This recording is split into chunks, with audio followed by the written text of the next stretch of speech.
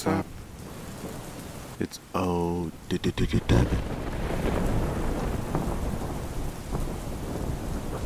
And today, we're gonna read some more r/creepypasta. I found 2 stories that piqued my interest, so we're gonna read them. I hope you enjoy. We also have a special appearance from r/no sleep.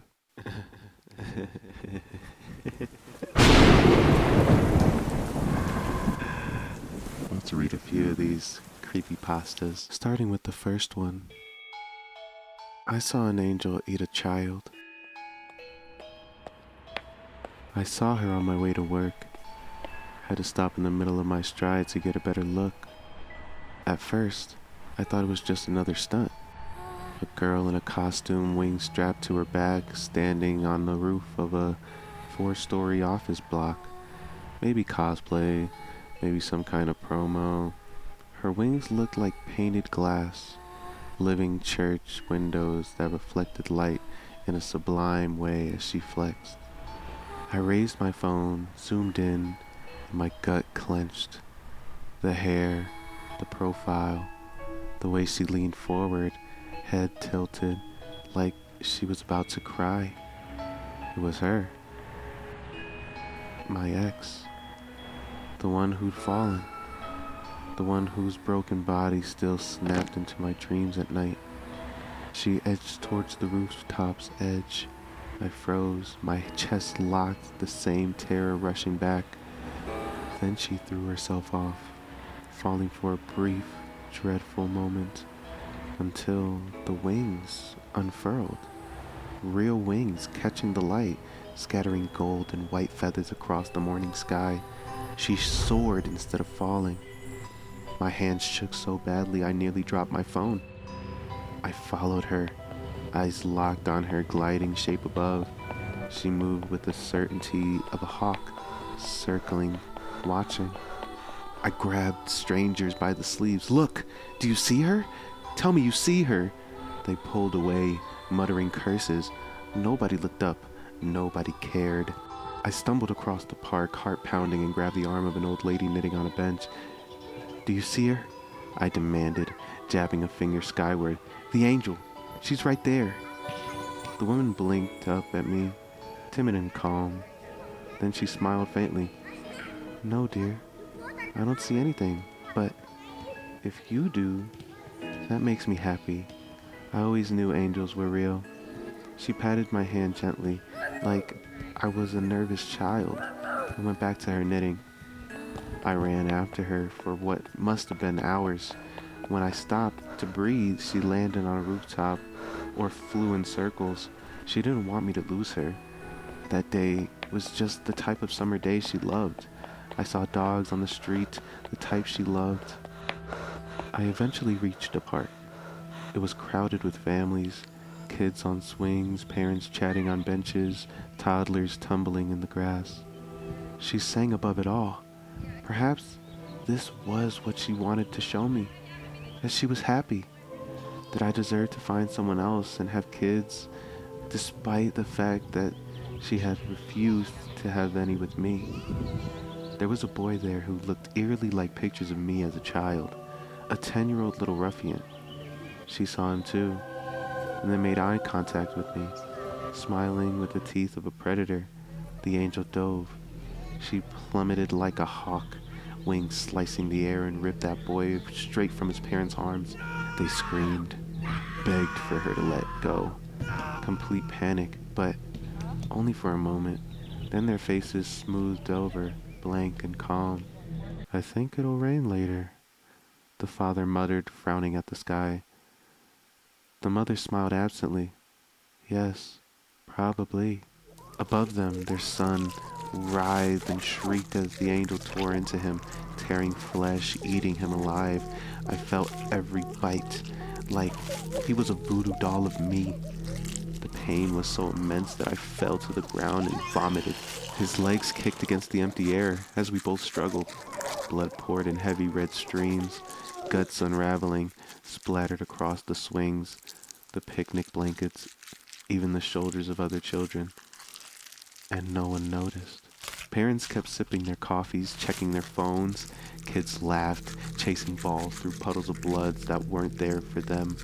The angel herself was invisible, unseeable, and her actions impossible to perceive in any way. I started choking on bile. The boy was finally dead. I slowly got up on trembling legs. My ex was covered in blood, chewing down on what remained of his face, a piece of sloppy flesh that she had stripped from his skull. She winked at me, and I understood what was conveyed. She would return, eat another. I would feel that as well. Every bite.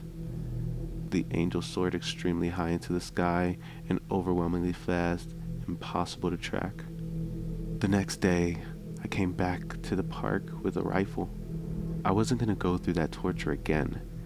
If I had been a better person, I would have been motivated by saving other kids.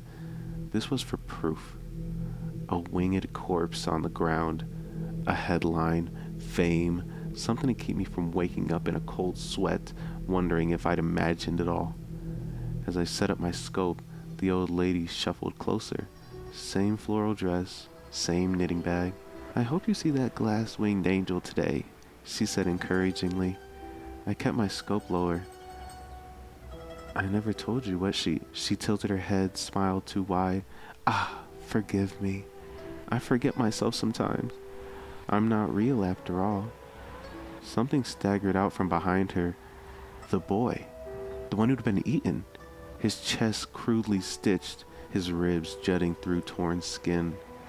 And then the crowd came. Dozens of them, men and women and children surrounding me. Their eyes gleamed faintly, like thin glass holding back a fire. "None of us are," said the man that had brushed me off yesterday.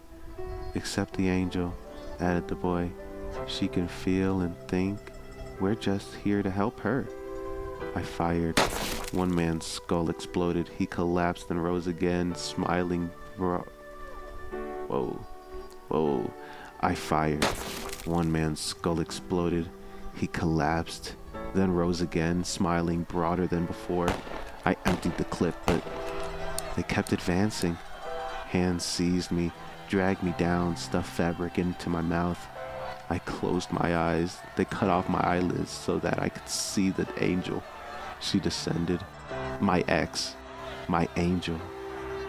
Her golden hair whipped in the wind. Her glowing eyes fixed on me. Her shark's teeth bared. And in that instant I remembered the balcony, my hands on her shoulder, the shove, her scream. That bitch had been taking pills so she wouldn't get pregnant. She'd been lying to me, letting me think she was on board with getting a baby while secretly planning her escape to a woman's shelter. She touched me gently at first, kissed my skin as the puppets undressed me. Then came the biting, her fangs sinking into my flesh, and I understood. This was her heaven.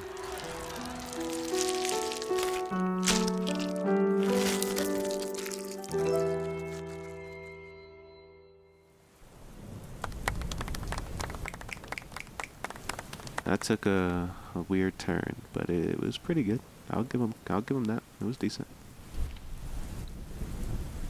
On to the next story. My manipulative ex sent a box full of apologies 5 years after we broke up. The problem is, she died over a year ago. It's been 5 years. 5 years since I finally, painfully and messily extracted myself from that relationship. It was one of those relationships that doesn't just end, it leaves a crater. She was my first real love. She was a master of a quiet, insidious kind of cruelty, a manipulator of the highest order. Every argument was my fault. Every insecurity I had was a weapon she would sharpen and use against me. By the end, I was a hollowed out, anxious wreck of a person. It took me years of therapy, of rebuilding my own self-worth from the ground up to feel even remotely normal again. I hadn't seen or spoken to her in half a decade. I thought I was free. Then last month, the box arrived.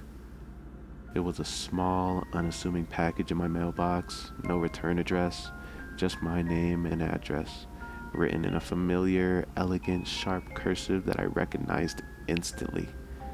A cold, heavy feeling, a ghost of old anxieties settled in my stomach. Her handwriting. On a small cardboard tag tied to the box with a black ribbon were 7 words, also in her handwriting. For all the things I should have said. My first instinct was to throw it away, unopened, to just toss it into the dumpster and pretend it never came, but I couldn't. The curiosity, the morbid need for a final, long overdue sense of closure was too strong. I took it inside. The box itself was beautiful. It was a small, ornate thing carved from a dark, heavy wood with intricate patterns of vines and leaves winding around its side. It felt old, ancient even. I sat at my kitchen table, my heart a frantic drum against my ribs, and I lifted the lid. Inside the box was empty. It was lined with a deep, dark, light-absorbing velvet. There was no letter, no trinket, no explanation. Just an empty, velvet-lined box. I felt a surge of frustration, familiar anger. Of course, even now, 5 years later, she was still playing games, sending a cryptic, beautiful, and ultimately empty gesture. It was so perfectly her. I put the box on a bookshelf in my living room, a strange, dark little monument to a past I was trying to forget, and I did my best to put it out of my mind. The next morning, I was getting ready for work. I walked past the bookshelf and something caught my eye. There was a small folded piece of white paper sitting in the center of the box's dark velvet lining. That is a tough sentence to say, golly. The next morning, I was getting ready for work. I walked past the bookshelf and something caught my eye. There was a small folded piece of white paper sitting in the center of the box's dark velvet lining. I froze. I knew with absolute certainty that the box had been empty when I went to bed. My apartment door was locked. No one had been in. My hands were trembling as I reached for it. I unfolded the paper. On it, in the same sharp, elegant cursive, was a single sentence. I'm sorry for making you feel small at the dinner party with your friends. I stared at the note, my mind reeling. The dinner party. It had been 7 years ago, a small gathering at a friend's apartment. She had spent the entire night subtly, skillfully undermining me in front of my oldest friends, making me the butt of a dozen gentle jokes that left me feeling like an idiot. I had almost forgotten about it, but the apology, it was so specific, so verbatim to the conversation we had in the car on the way home, where I had used those exact words. You made me feel small. I spent the rest of the day in a daze, the note folded in my pocket, a strange hot coal against my leg. When I got home from work, I went straight to the bookshelf. There was another note. I'm sorry for reading your journal. My blood ran cold. She had always sworn she hadn't. It had been a huge fight, a suspicion I could never prove, but here it was, a confession, a posthumous admission of guilt. I checked again an hour later, another note. I'm sorry for lying about where I was that night. This was the rhythm of my life for the next week. The box became an endless, automated apology machine. Every time I looked, a new note, a new folded piece of paper, a new shard of our toxic past would be waiting for me. At first, it was cathartic, validating. Every note was a confirmation that I hadn't been crazy. The gaslighting, the manipulation, it had all been real. It was like all the old wounds I had were finally being lanced, the poison drained away. I'm sorry I told your mother you were the one that broke the antique vase. I'm sorry I flirted with your best friend at your birthday party. I'm sorry I made you quit your painting class. But then the apologies started to get darker, more intrusive. I'm sorry for watching you while you slept.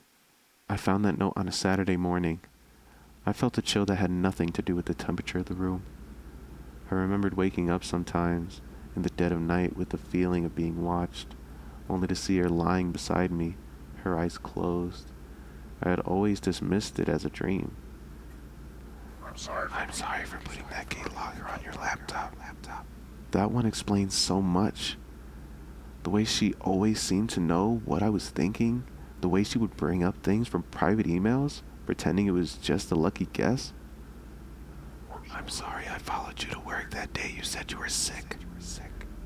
The box wasn't just apologizing for things I knew about. It was revealing a secret, hidden history of stalking and violations, a level of obsession and control that I had never even suspected. The catharsis was curdling into a deep, creeping horror. It was an invasion, a reopening of a past that was far more monstrous than I had ever realized. I had to get rid of it. I took the box, my hands shaking with a mixture of fear and rage, and threw it into the dumpster behind my apartment building. I watched it disappear under the pile of trash. I felt a sense of finality, of relief. The next morning, it was back on my bookshelf. It was sitting in the exact spot, polished and pristine, and inside a new note was waiting. I'm sorry you tried to throw me away. Panic, a raw, frantic animal panic began to set in. I took the box out to my small concrete patio and took a hammer to it. I swung with all my might.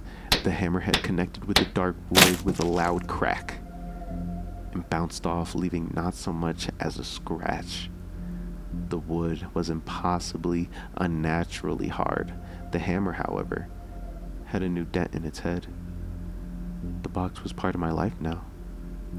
An unmovable, unbreakable, and unending source of my past's poison. And then the apologies started to change. They started to become predictive. One morning, a note appeared that was different. It was about the future. I'm sorry for what the man on the bus is about to say to you. I stared at the note, a sense of profound, dizzying wrongness washing over me. An hour later, on my commute to work, the bus lurched, and a large, angry-looking man stumbled and spilled his coffee. He turned and glared at me, even though I was a full 3 feet away. Watch where you're going, you idiot, he snarled, his voice full of bizarre, unearned venom. The box wasn't just dredging up the past anymore. It was predicting, or maybe even causing, new negativity in my life and then apologizing for it. The note became a mix of past and present. I'm sorry I dented your father's car and let you take the blame this afternoon. All our friends, your sorry your boss is going to lose that important file. It was a constant, unending stream of misery, both remembered and newly delivered. I was living in a psychic minefield with the box as my own personal malevolent fortune teller. I had to talk to her. I had to stop this. I dug through my old contacts, my fingers feeling like clumsy sausages, and I found her number. I hadn't deleted it. I just never looked at it. I called. I went straight to a disconnected tone. I tried her social media. Her profiles were all gone, deactivated. I was getting desperate. I called one of our old mutual friends, someone I hadn't spoken to in years. Hey, I said, my voice shaking. This is gonna sound really, really weird, but I need to get in touch with her. It's an emergency. Do you have a new number for her? There was a long, heavy silence on the other end of the line. Are you okay? My old friend finally asked, his voice full of strange, cautious concern. Yeah, I'm fine. I just really need to talk to her. Another pause. Dude, he said, his voice soft. She's dead. She died over a year ago. The phone slipped from my hand and clattered to the floor. I just stood there, the blood roaring in my ears. Dead. She was dead. A car accident. My friend's tinny voice continued from the floor. It was really awful. I thought you knew. Her parents sent out the unannounced. I hung up. She was dead. For a year. But the box. The box had arrived a month ago. And the notes. They were still coming. I stumbled to the bookshelf. The box was there, a dark, silent void, and inside a new folded note. I picked it up with a hand that was so numb I could barely feel the paper. I'm sorry I died. My mind shattered. The last fragile barrier between the rational world and the impossible waking nightmare dissolved completely. This wasn't a sick prank. This wasn't a final manipulative game. This was something else. Something from beyond the grave. I'm writing this now because I don't know what else to do. I am trapped. The notes haven't stopped, but they're different now. They're no longer just apologies for the life we shared. They're dispatches, postcards from whatever hell she's in, and they are more terrifying than any of her earthly cruelties. This morning there were 3. I'm sorry I was thinking of you when I died. I was holding this box. That one made me physically ill. I was the last thought in her head, and somehow, in that final moment, she had tethered this thing to me. I'm sorry the sky is red here. I'm sorry the people here don't have hearts. They just have empty spaces. The last note. The one that's sitting on my desk right now. The one that has finally pushed me to write this, to scream into the void and pray someone has an answer, arrived an hour ago. I'm sorry. I have to go now. The one with the smiling face is coming for me again. I don't know what to do. I think I am tied to a ghost, and her only connection to the living world is me. The box is on my bookshelf, and I know with a certainty that is slowly crushing the life out of me that a new note is already waiting. And I am so afraid to read it.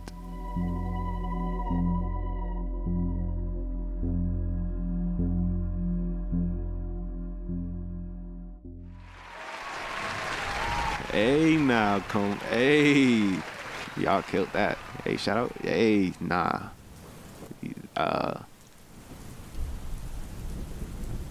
Gamble Frank, you killed this. I don't even. Hey, there was no mistakes that I could see, except for the ones I made, and that's just me not knowing how to read. But this was a fire story. Let's get to the next one. My neighbor's front door has been wide open for 2 days. Since it was a sunny Friday afternoon, I didn't think much of it at first. It was 5:30, and I had just returned home from work. When I saw my neighbor's front door was open, I assumed that she was unloading something from her car. I went inside my own house and went through my usual after-work routine, going for a run and then making dinner for my wife, Alice, and me. It was only in that evening that I began to suspect something was wrong. I was taking our dog Bailey out for our final walk of the day. It was a nautical twilight, my favorite time to be outdoors. I've always enjoyed strolling around the block with Bailey in those last precious moments where there's still enough light to see the horizon. I put Bailey's harness on her as she excitedly hopped around, then the two of us stepped out into the cool night.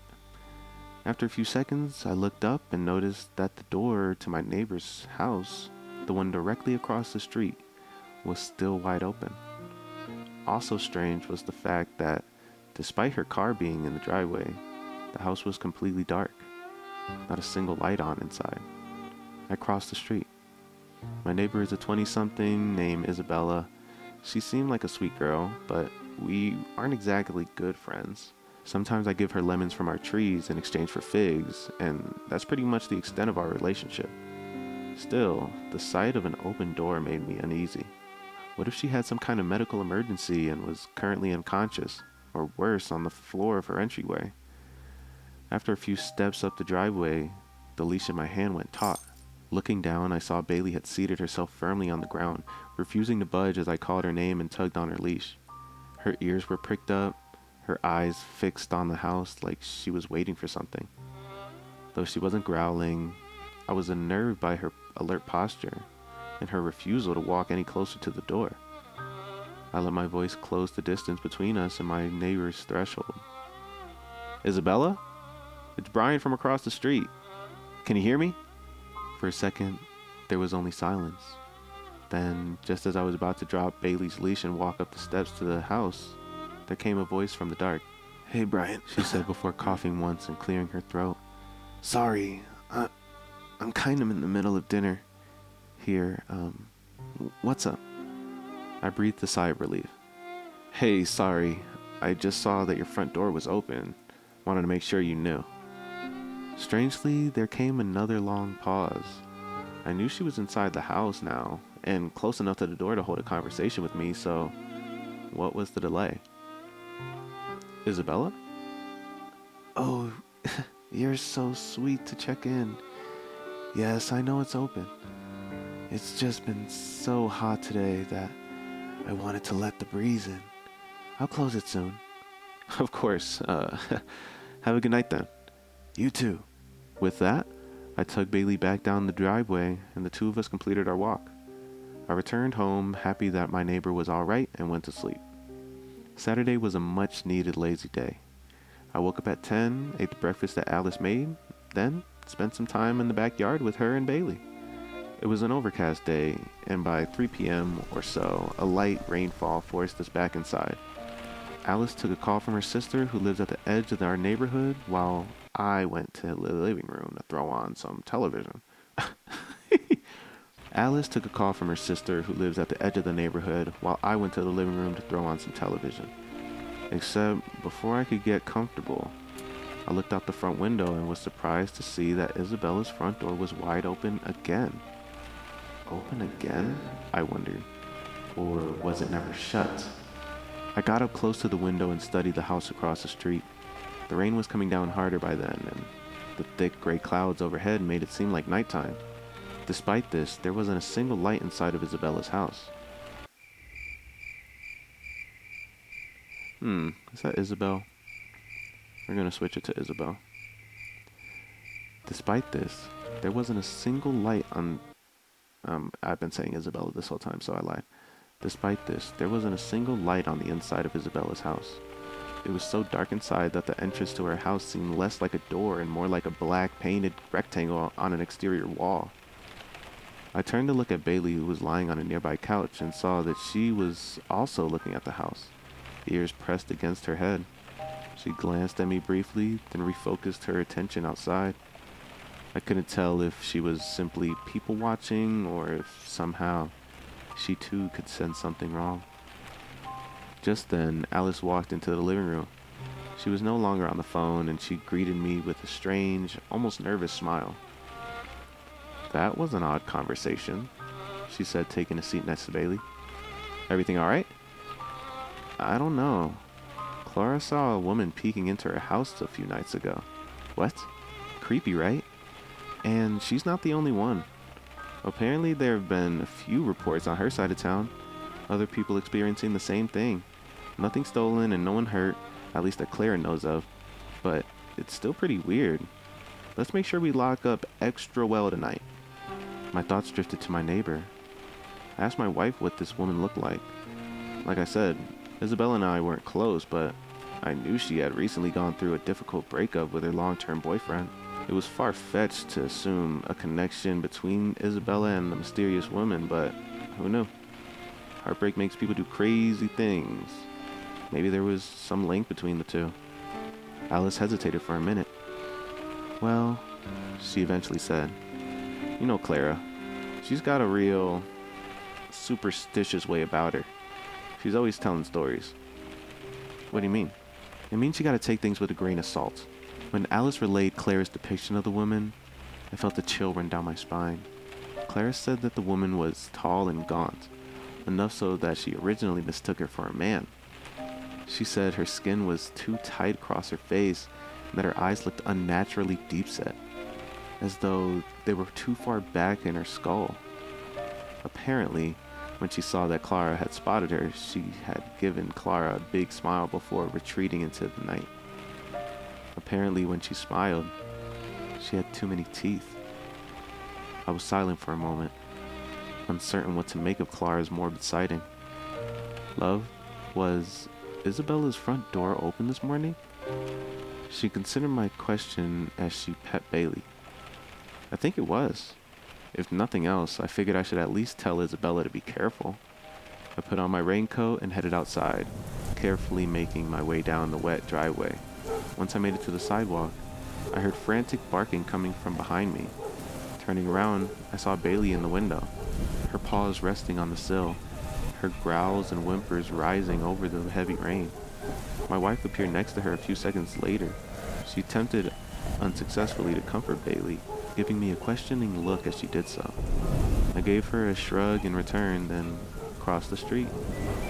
I stopped at the bottom of Isabella's porch and listened.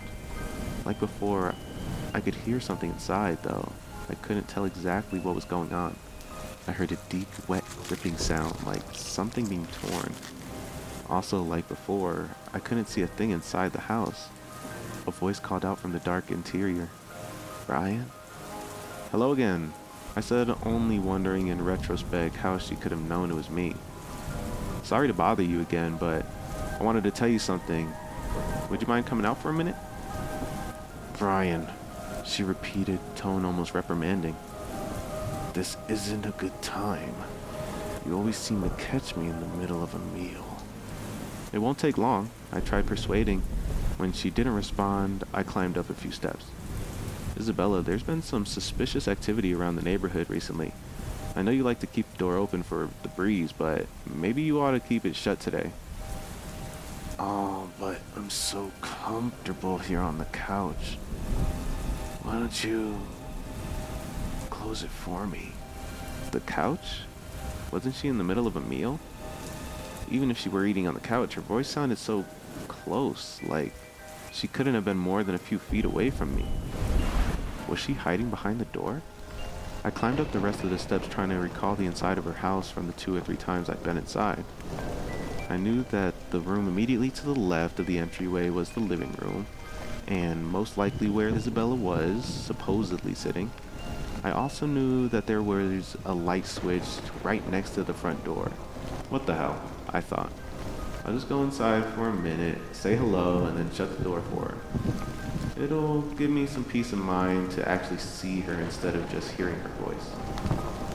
I glanced over my shoulder towards my own house. Bailey was still barking her head off, which was unnerving, but the sight of Alice keeping an eye on me gave me some peace of mind. It was just a house, I told myself. Just a normal house with my own neighbor inside of it. Taking a deep breath, I stood at the threshold, shocked at how, despite my closeness, the inside of the house remained pitch black. I thrusted my hand inside and it disappeared like I had dipped it into oil. As I groped around for the light switch, my fingers brushed against something solid, something fleshy. I jerked my hand back, certain that I just touched a person. "Isabella?" I asked the darkness, and then from inches away came the sound of laughter. The laugh was deep, gravelly, and mocking, and it did not resemble my neighbor's voice in the slightest. Before I could react, I heard the quick pitter-patter of footsteps against wood. It grew quieter and quieter, and I realized it was the sound of someone running away from me. After a few seconds, I thought I heard a door open and shut in the distance. The back door, perhaps? Again, I stuck my arm inside, and this time, I was able to find the light switch. I turned on the light switch and was relieved when the interior of the house revealed itself to me. A normal entryway with a normal coat rack and a normal shoe rack, no eerie intruders in sight. However, the relief was short-lived, because when I stepped into the house, I turned to the left, walked into the living room, and was greeted to the side of my neighbor. Or at least, what was left of her. She was splayed out atop a couch, Her head lolled off the side, her empty eye sockets and toothless, wide open mouth looked like 3 holes had been dug into her face. Her face itself was red, not as I initially thought because it was covered in blood, but because it was missing its skin. She had been flayed. Not only her face, but her arms and the top part of her torso. It looked like someone had been methodically working their way down her body till I had interrupted them. Paralyzed by fear and confusion, I stood in place. I waited to wake up from a nightmare. I waited for Isabella to walk in from an adjoining room and tell me that I was looking at a Halloween prop.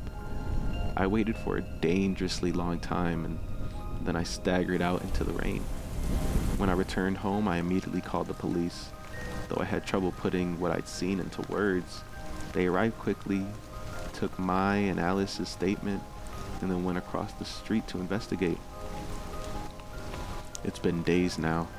They haven't told me anything despite my repeated calls to the station. I can't get answers, can't get sleep, can't eat. I just keep replaying the discovery over and over in my mind's eye. The voice, the feeling of brushing against the body in the dark, and of course the sight of that poor girl's mangled corpse. I have too many questions to count, but 3 rise above the rest. Who the hell was I talking to? How did they sound so perfectly like my neighbor? And why is it that every night since I found the body, Bailey hasn't stopped sitting by the front door and growling?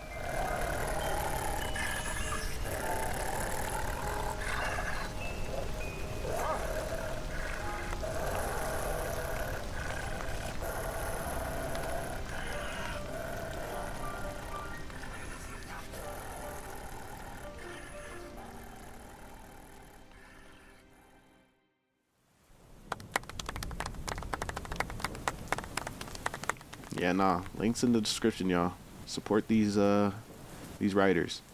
I would love for you to like, comment, share, subscribe. Hit that notification bell if it tickles your fancy. Happy Halloween!